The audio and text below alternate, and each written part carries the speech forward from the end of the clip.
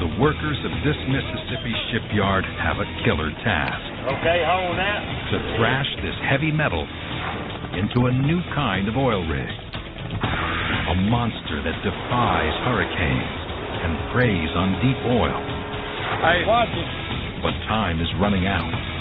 It becomes a nightmare. And one false move could prove fatal. It can be very dangerous with the weight that we're picking up. Not just for these guys, Cable! but for every man on the rig. Our lives are totally dependent on how this structure is made. Mistakes in the shipyard will end up in the unforgiving sea.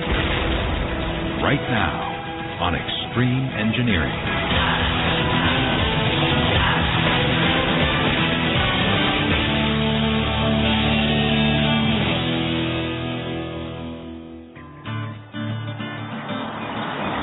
6 a.m., Vicksburg, Mississippi.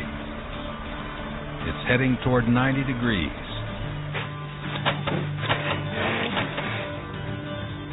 It's going to be a scorcher.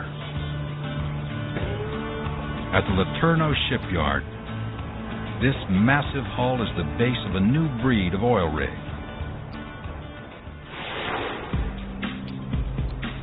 Monsters like this jackup rig are the workhorses of the oil world. Here's how the design works. After it's dragged to a drilling site, powerful motors drive the legs down into the seafloor, then jack up the entire rig above the reach of hurricane waves. Next, the derrick slides into position and the workers begin to drill. Pumping a weighted sweep right now, so you're going to be getting a whole lot of trash and stuff back. You might start losing a little bit of mud. If they hit oil, they'll cap the well, jack the rig down, and then tow it to its next location. And a permanent drilling platform will take over pumping the oil. This is one of Laterno's Gorilla-class rigs. A 32,000-ton beast engineered to withstand the tortures of the North Sea. At the shipyard, the company is building a whole new class of rigs, similar to the Gorilla, but with even greater drilling muscle and a more economical, compact form. The Tarzan-class rigs are designed to find deep oil in the Gulf of Mexico, where the shallow oil has already been found. The Tarzan can drill over 7 miles down, a depth most other rigs can only dream of. They've already built one Tarzan. They need to crank out 3 more.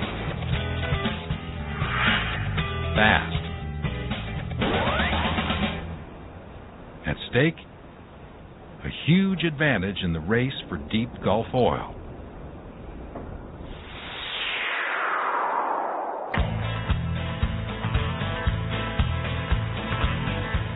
It's production manager Bodie Massey's job to build the second Tarzan. Hold on it over there, Bernie. Hold on. And time is running out. Coming down. Bodie and his team have just 10 months to turn these thousands of huge pieces Get out there. into a lean, mean drilling machine.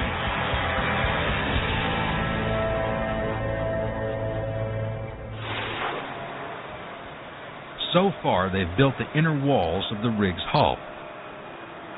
A triangle, each side the length of a hockey rink, with a hole at each corner for the legs. A drilling derrick still needs to be built, along with living quarters for the crew, a helipad, and 3 legs to hold up the hull.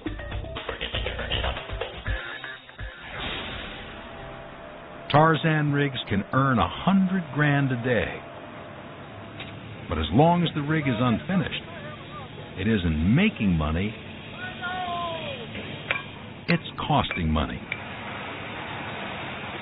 The first Tarzan came in at $110 million. The cost of 2 Boeing 737s. Bodie's under orders to nail this one for $20 million less. Oh, you got to go to the other side, Roosevelt. Carry them to the other side. To stay on budget, Bodie's got to stay on schedule. Different things can get you behind, not having the materials, not having drawings on time. Also, weather has some condition on us. If we start falling behind, you can get into trouble real quick. Hey, Max. It's tough to make a jack-up rig, but it's even tougher to move one. Once we get the rig in complete condition, we use its legs and mechanical jacking units to walk it into the Mississippi River.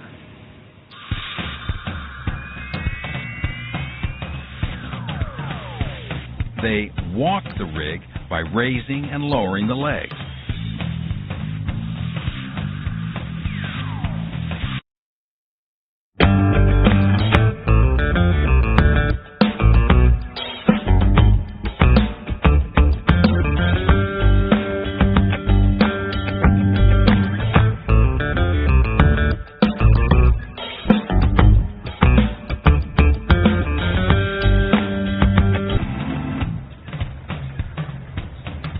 Then, tugboats will pull the rig 400 miles downriver, where workers will attach the drilling derrick, add on more sections to the legs, and tow it out into the Gulf above a likely oil deposit.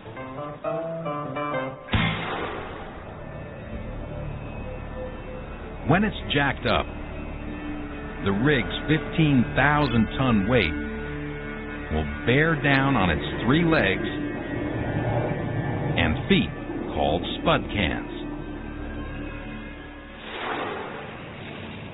And completing one of the new Tarzan's spud cans, all 250 tons of it, is at the top of Bodie's to-do list. We want to make sure we got everybody that's involved in it knows what's going on. Once they finish building it, they'll try to lift it into this hole in the hull, where a leg will be assembled on top of it. But lifting and placing spud cans are the heaviest and most dangerous maneuvers of the entire build. You know, anytime you're handling that kind of load, if you had a mishap of a load falling, it could be pretty dangerous and fatal in some cases. Today, 3 days before the scheduled lift, Here they come, here they come, here they come. the crew is working feverishly to finish welding the spud can. The first spud can is supposed to be set on the 14th of June. And if we make that date or beat that date, we're doing okay. But if we start falling behind, the only way to compensate is to work more hours and work overtime, which costs more money.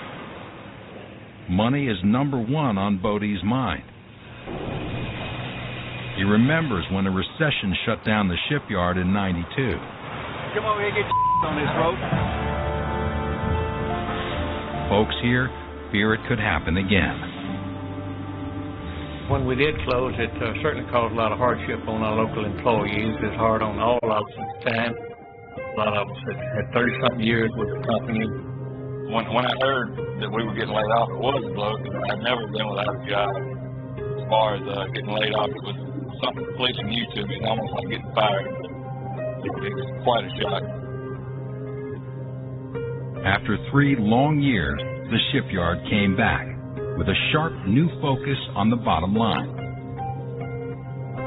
But then, on the first Tarzan rig, We were running way behind schedule, and we had to work a lot of extra overtime and brought in a lot of contract labor to try to compensate meeting the time schedule. so Bodie needs to cut millions of dollars off this rig's bottom line. Hey, John. Production manager Bodie Massey is one heck of a general, and he came up through the ranks. I've been working here 23 years, and I welded right beside a lot of these guys. What's going on, Earl? And I know their wives, their kids, we're like family. Nah, you won't hurt it. I won't hurt it. You doing all right? Yep, I'm good. This spud can lift is going to be his biggest challenge so far on this build. Maybe we're going to go 36 foot to have 2 more out. Everything seems to be running according to plan. Until... Hello. Yeah, what's going on, Larry? An emergency in the Gulf of Mexico has shut down drilling on one of their rigs. And only Bodie can fix it. All right, well, let me start getting something going. All right, bye. Got a problem, a mechanical problem that we've had one prior, and it's got production shut down, and he's asked that myself come out to look at the problem, see if I can fix it. Aren't you needed here?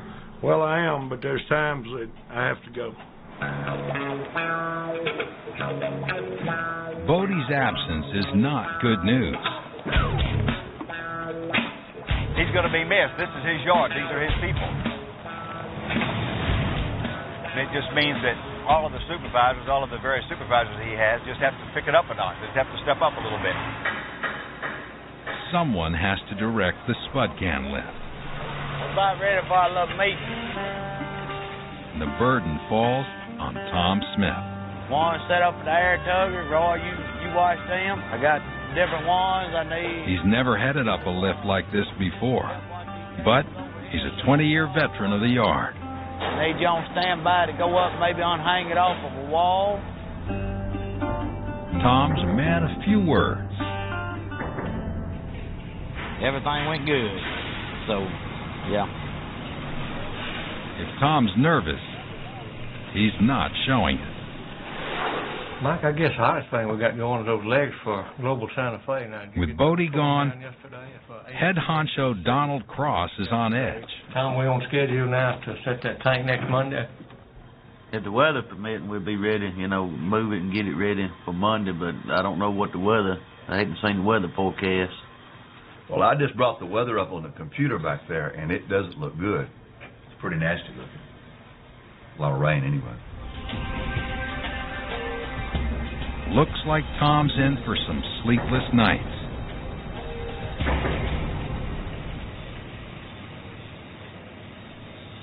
His first task is to make sure the workers finish building the spud can on time. He got one more beam to bring in. He got to come right through here.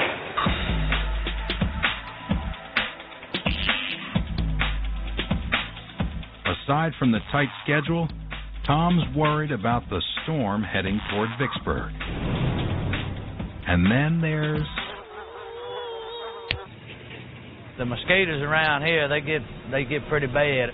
They big ones, little ones, and when they go to biting, they can leave webs on you pretty good, especially down here by the Mississippi River. But right now, their worst enemy is the heat. Out here, it's 90 degrees. Inside the spud can, temperatures can hit 140. Sometimes it can get unbearably hot in there. You have to come out, get cooled off, go back in, work as long as you can. After 8 weeks of welding, the interior is done. Now they've got to put the lid on it. Well, there's a segment of the spud can top that is rigged up that's hanging right here. And we're fixing to pick it up and lay it in place and start fitting it in and trimming it in. In his off hours, project manager Hugh Smith's a cowboy with a stable full of horses. So roping a 3-ton piece of the roof should be no problem for him and his crew. But Run out of fuel.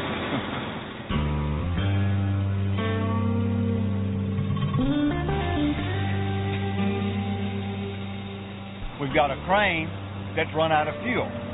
We've got guys that, supposed to check things so that in the morning, here it is, it's almost 9 o'clock, got a lift to make over on the slab, and the crane's down.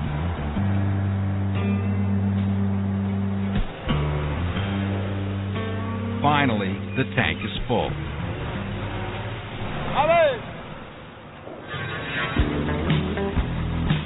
But with a 3-ton slab dangling overhead, there's no room for more mistakes. Cable!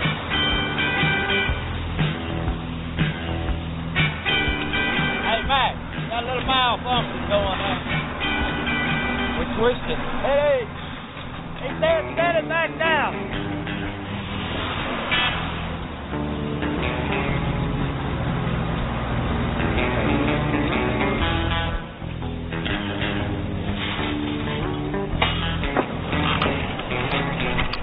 It's dangerous to have it twisted when you got a heavy load on it like that. You have to get it down and untwist it and everything. It can get out of hand real quick.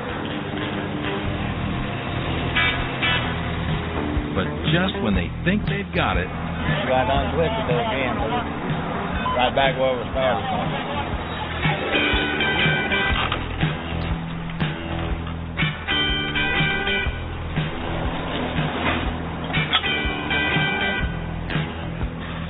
finally the load is airborne.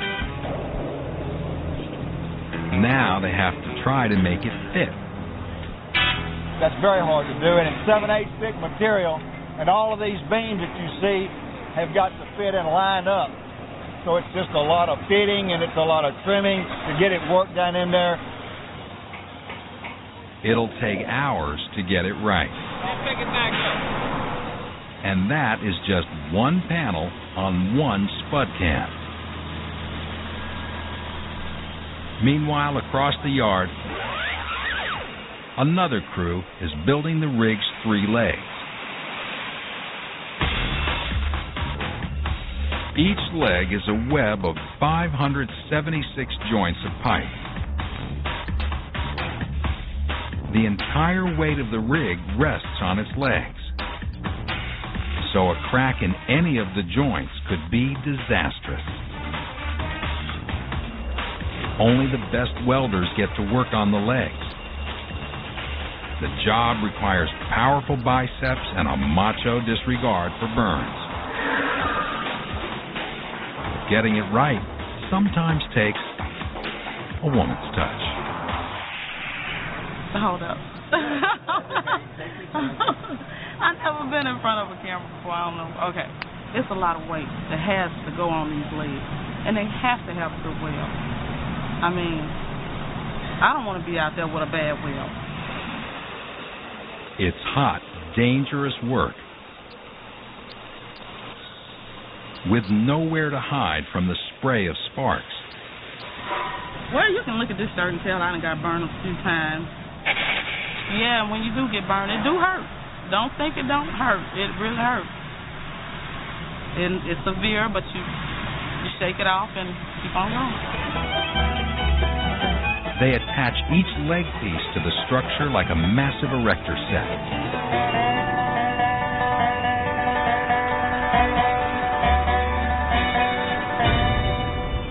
So look at there, it's a perfect fit. Good fit. Take all the pipes in just one leg, lay them end to end, and they'd span 30 football fields. This week, the spud can lift is the main event. But the Tarzan's looming launch date has all the crews hustling.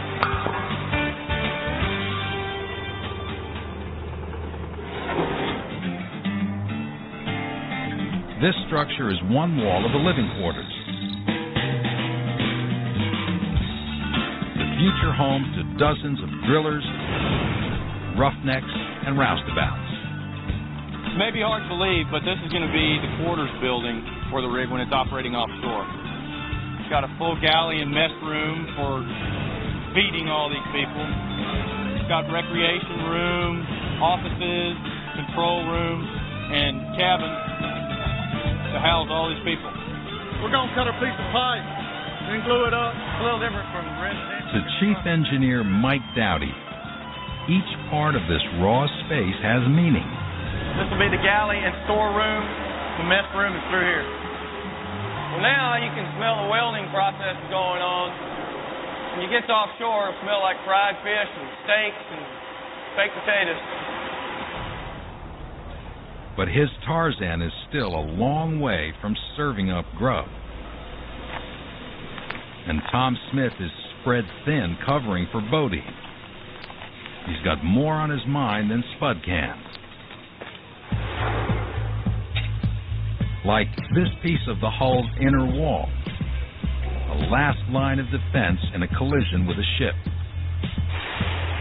If the outer wall is breached, the inner wall will hold back the sea. Might have to swing just a little bit. Move it down a little bit, Turner. This is going to be a little harder piece to fit because it's tying in two other pieces that's already there. It may take us 2 hours to get it in place, and it may take 2 days to get it in place. The seal will have to be watertight. Hey, Clem, raise up something on that end and pick that end up and pick this whole wall up. Yeah, make it level up and it come in here easier. They're having trouble with the fit. These handles will have to go.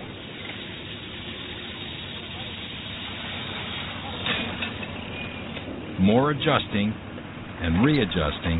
My toy line over here too. Inch by inch.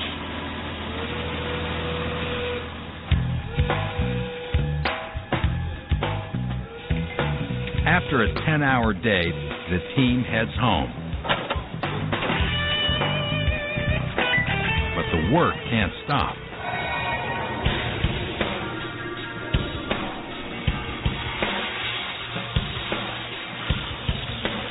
The night crew will keep the torches burning until nearly dawn.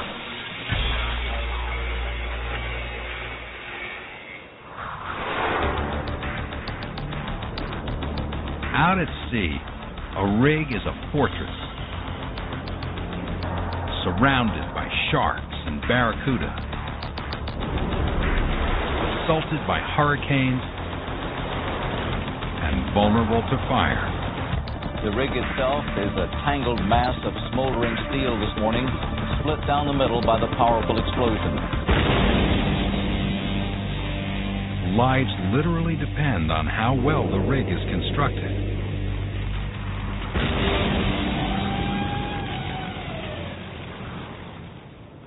This Gorilla-class rig is a stronghold, designed to endure in the harshest environment.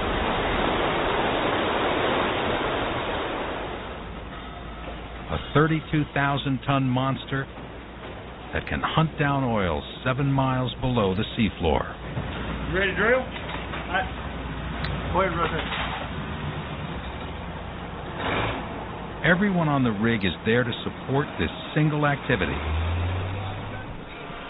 A tungsten carbide drill searching below the seabed for black gold. The drill churns up gravel and sand, which is jettisoned back into the sea, leaving a long white trail. Okay, look, we're pumping a weighted sweep right now. Until they hit oil, they will work 24 hours a day, 7 days a week. Up to 120 of them. All working and sleeping here. 10:30, man. 10:30, wake up, dog. And every day begins with a visit from Little Joe Odom. 10:30, my man. Well, he's not fully dressed, so. You're not filming these guys in their shorts, are you? 10:30, my man. 10:30. All right. 10:30 may sound like a late start. These men won't get off until midnight.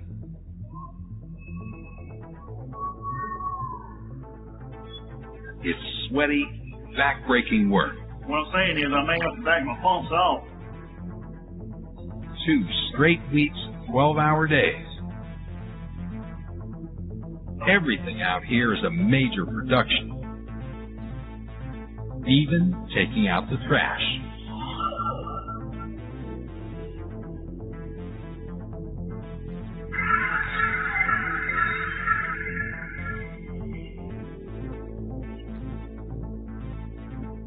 But there are compensations. Get good money, got the 2 weeks off, do what you want. Most people only have 2 weeks vacation a year. We get it every month. And there's the 4-star food. We have steak, french fries, barbecue chicken. We have cheese sauce, we have mushrooms, and sauteed onions. Plus we have the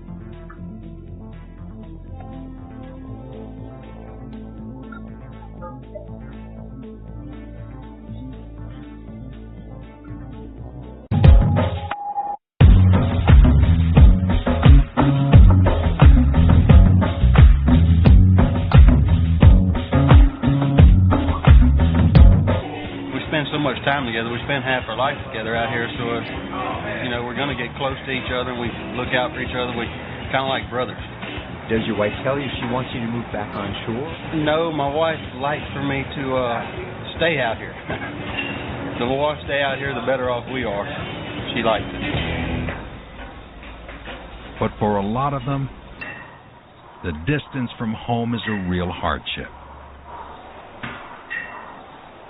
I just had a kid, though. I just got back from the hospital. They sent me in for 3 days to let me be with my girlfriend while she was having a baby. I got to hold them for about 25 minutes, and I had to come back. Mike Duran's the boss of the rig, the equivalent of a ship's captain. You can see in here, it looks a lot like my house, needs picking up a little bit. But I've got pictures of my family, my wife, my little girl. Oh, I missed it. All right, Suge. You gotta get you some sleep sometime tonight. All right, sweetie. I love you. Daddy talk to you tomorrow. Bye-bye, Suge. I think all the guys who've been here any length of time get familiar with it. You get to where you feel like this is as much home as what your home is. The rig may be home, but everyone knows there's danger all around. Oil is extremely flammable, and the nearest emergency room is 100 miles away. Everything we do these days, we like to do it safely, because human lives are so much more important than anything that we could do out here. And lives have been lost on oil rigs. Offshore oil rigs caught fire and exploded during the night. 16 workers are confirmed dead there. More than 150 are missing, and they are presumed. Those suffered from burns when an explosion tore the oil platform apart. This is a drill. This is a drill. Fire reported at the heliport. Fire chief control room. If a fire breaks out on the rig, there's nowhere to run.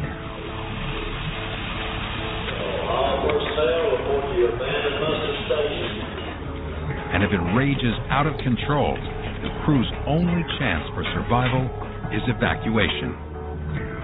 If we didn't have these drills and the real thing really did happen, an evacuation situation, they wouldn't know what to do. So safety is the #1 priority out here.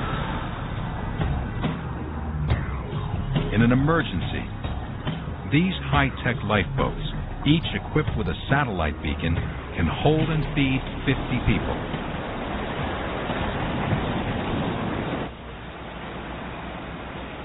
But the best defense is the rig's construction. Our lives are totally dependent on how this structure is made. But these legs are so tough that if a boat runs into it, I've seen many boats that when they hit them, they were torn up, and I hadn't seen damage to a leg yet. A strong rig is a safe rig. This is it, man. My baby. My other woman. Designing strong rigs is the job of Chief Engineer Mike Dowdy. He's at home on a rig, but his real home is on land with his engineers. I think we relocated this access hole too. I believe we Thousands of lives depend on their calculations. Structure during the course of the project. Let's take a look at the 250-foot water depth case. All right, I got this one set up to be about a 50-foot The team wave. subjects a virtual Tarzan to a virtual storm. The geometry of your model is accurate and the stiffness of the hull to leg connections. They're analyzing the effects of a 40-foot wave. So that's what it's going to look like. They've designed the rig to sway in a high wind, just like a skyscraper. Be able to show you some joint deflections here. This is exaggerated. I've got a scale factor of 35. Yeah, that's great. It's better to bend than to break. Back in the shipyard, the engineer's equations dictate the thickness of the steel for the hull, which grade of steel to use, and how to build a leg that won't buckle.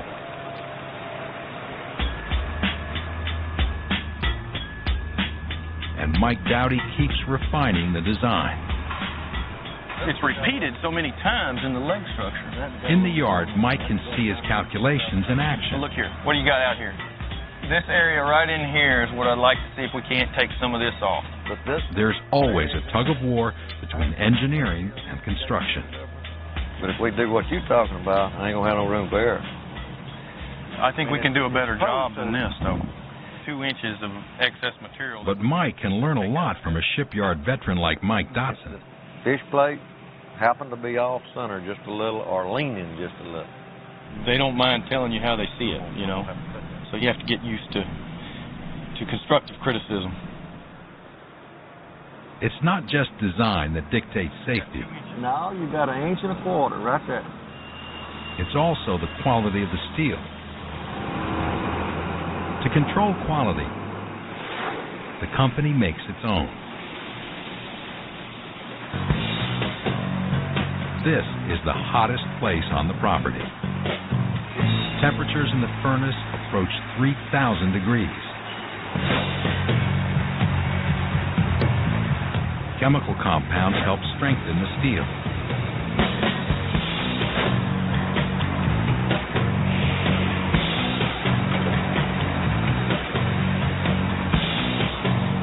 This 27-ton ingot is being pressed into a plate of steel just 6 inches thick.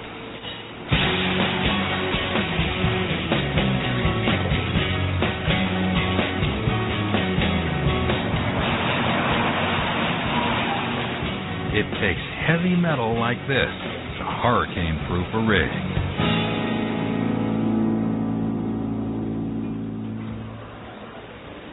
The thousands of plates required to make a rig are cut with a 2,800-degree torch. This is the cut shop, and all the parts that go into the components of the rig are originated in this shop, and they're cut here. If it's not right here, if it's not cut properly here, if the material analysis is not right here, then when it gets into the yard, onto the slab, into the spud can, it becomes a nightmare. And that's just what these guys don't need. Especially as Tom prepares to take on the most dangerous lift.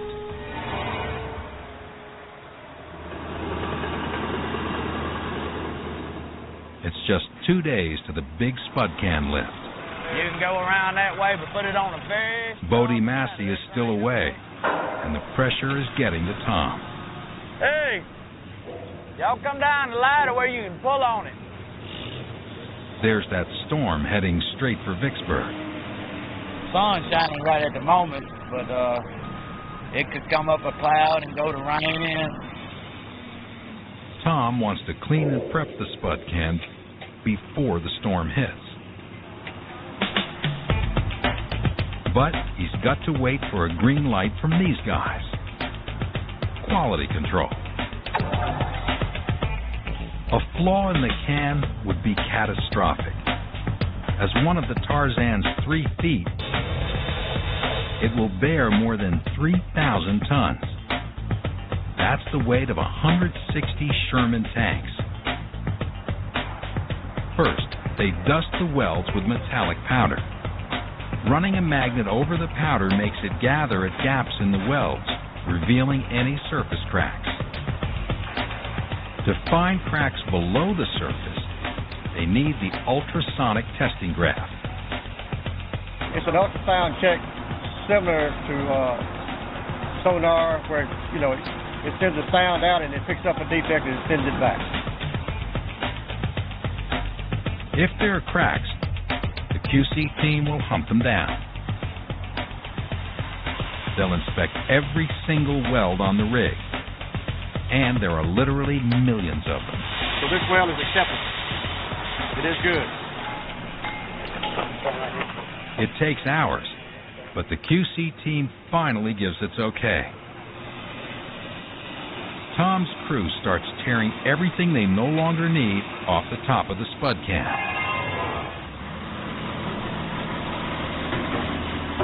It can get dangerous. Most of the time you don't want to think about it. You just do your job. You just do what you can, keep yourself safe and keep everybody else as safe as you can. They're 30 feet off the ground. A fall from here could kill a man. Y'all ready? Tom's plan is to lift the spud can off its support braces and lower it to the riverbank so they can clean the bottom before lifting it into the hull. Peter, got some help on that side? Yes. First, they've got to tie the can to the cable of a towering crane. Okay, Thomas, let's start easing back down. The can weighs more than a 747. Ease over to some side. If the rigging isn't right, the spud can could turn into a widowmaker real fast. It can be very dangerous with the weight that we're picking up, and we do it careful. We take our time, don't get in no hurry with what on a lift like this.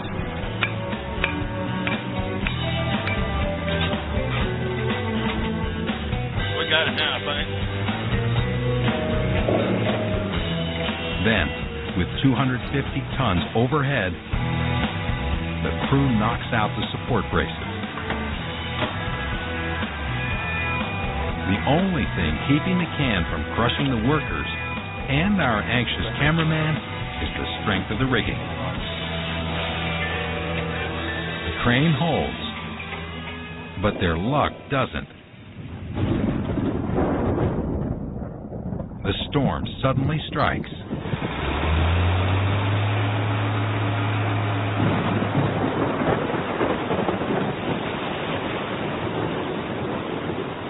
Tom has no choice but to scrap the lift for today,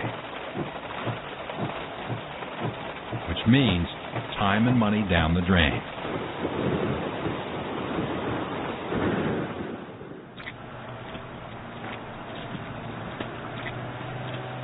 By the next morning, the storm has passed.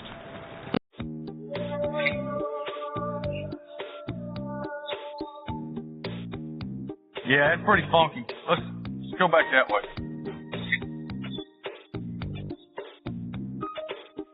Dusty one day, honey the next.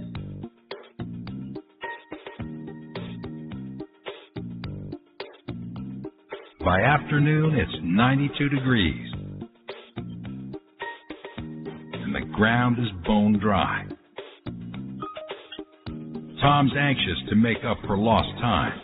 Y'all ready? Boaties still away, so Tom turns for help to another shipyard veteran. Hey, ready, Jerry? Jerry Spites taught Tom everything he knows, and after 38 years in the yard, there's not much Jerry doesn't know. Our weather's good, it ain't gonna get no better. Roy, you ready? I'm ready. All right, Thomas, let's start easing up.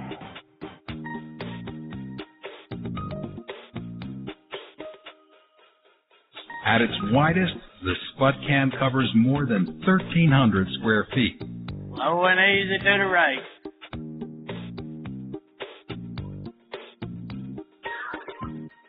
That's one big, ugly foot. Okay, Thomas, let's ease it there and boom up where it gives enough room to ease it down right there.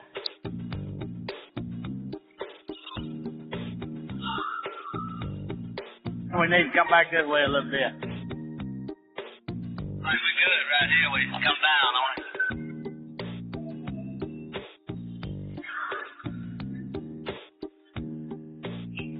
The Eagle has landed. Our crane operator made another beautiful lift. Did y'all witness? Now they'll be able to clean the bottom of the can before lifting it into the hull. We'll just rest our grinding, get it ready to sit. All right? This was an easy lift compared to tomorrow's mission. In Vicksburg, it's time to head home. But out in the Gulf of Mexico, the Gorilla 6 is home. With no alcohol and no women, crew member Zazek Daguchazi has to find something to do.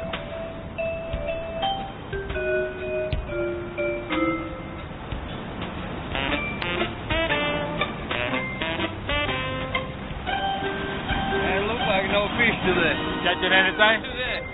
Nothing? Nothing good today. No bite, nothing. Something you must be doing wrong. Let's see what you got in. Yesterday? Day before? No, last 2 days, I was fishing. And they probably went away then. 3 days ago? Curtis Bertha spots the problem. Can't catch no fish with no bait. Maybe tomorrow will be a better day.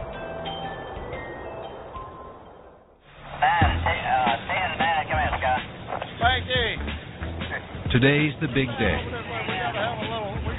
Tom and his crew will attempt to lift the spud can and inch it into the yoke.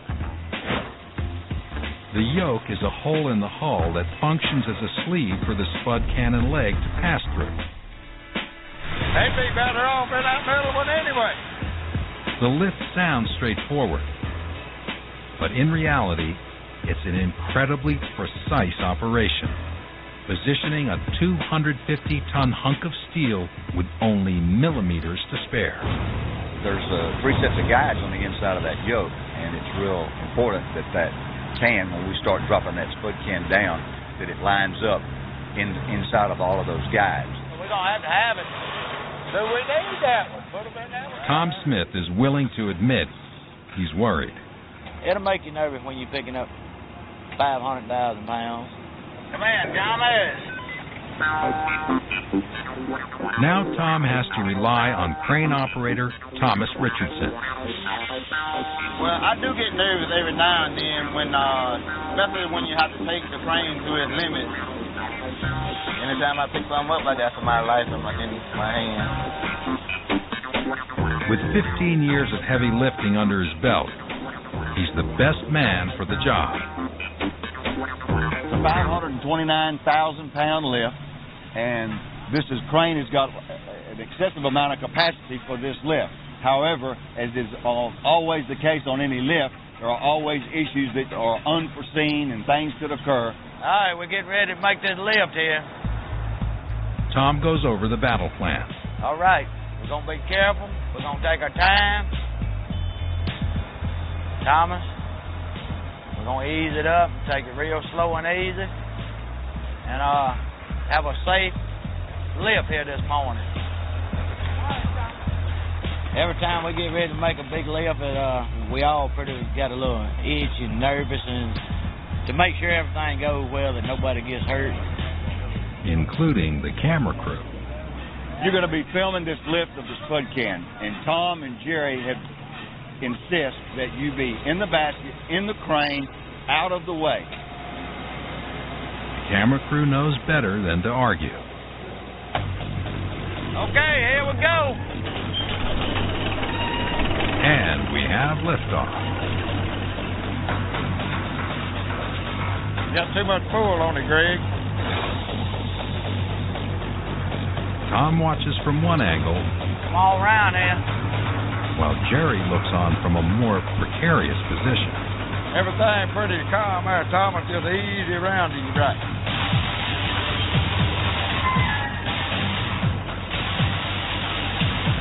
Getting close there, Thomas. Just a little bit further.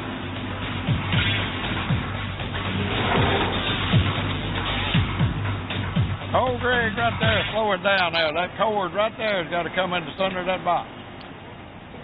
Watch your tuggers, Roy, because we're going to be booming down.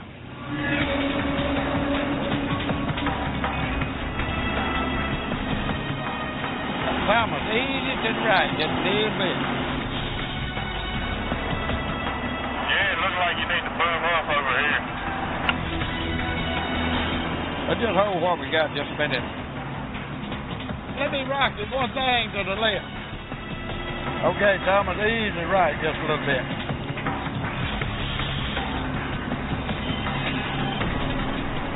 I got my plate there started in the top guide.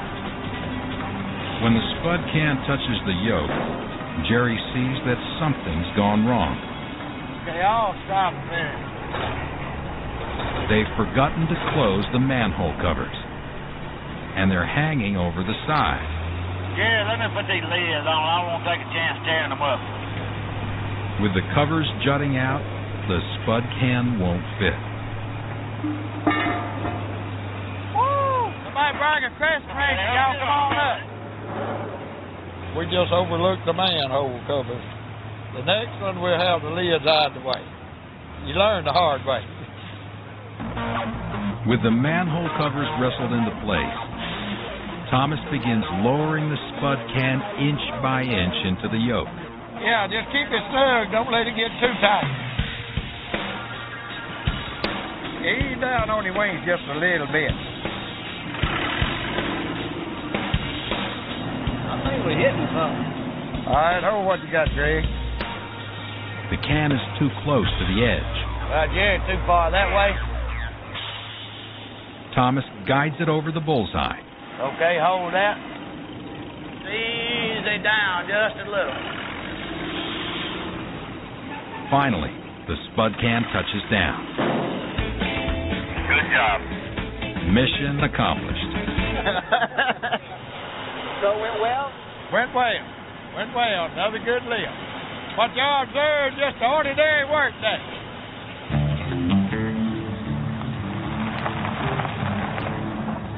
The next day, Bodie returns from the Gulf of Mexico.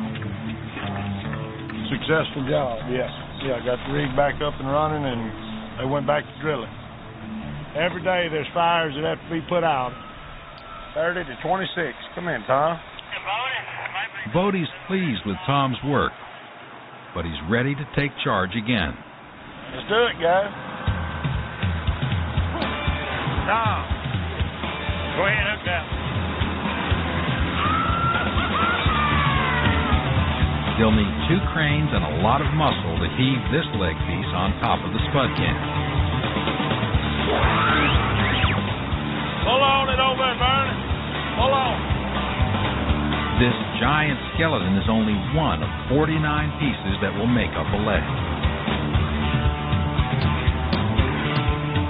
Bobby, you probably won't let it turn a little, though. Ease up on your hook and boom down.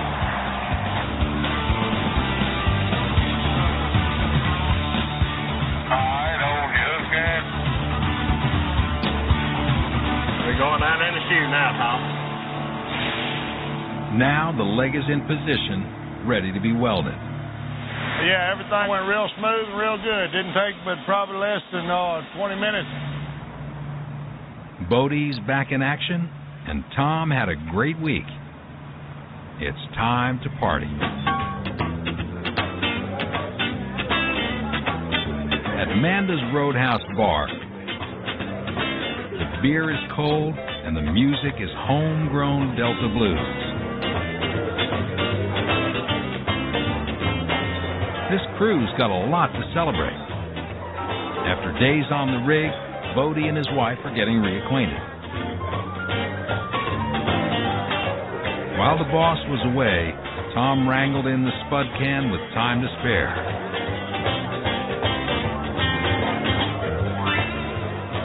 Tom did Bodie proud.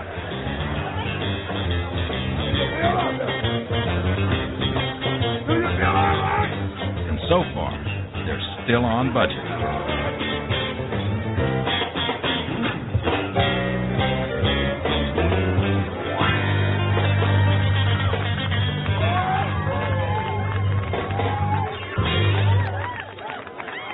If that ain't the blues, I don't know what is.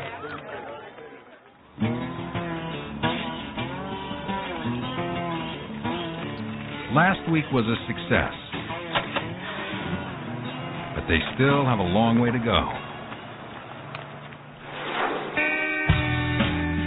If all goes well, next April, the Tarzan will walk to the Mississippi, travel down the river, and take its place among the 100 jackup rigs in the Gulf of Mexico. But until that day, Bodie and his men must fight to stay on schedule. Watch it. And steer clear of disaster. Yeah, I worry about it some at night, and try not to worry about it too much because I plan on doing this type work for a long, long time, and too much worrying can get you. So far, Bodie's attitude has served him well. In 10 months, his men should finish this powerful drilling machine. A rig that will help win the race for deep oil in the Gulf of Mexico.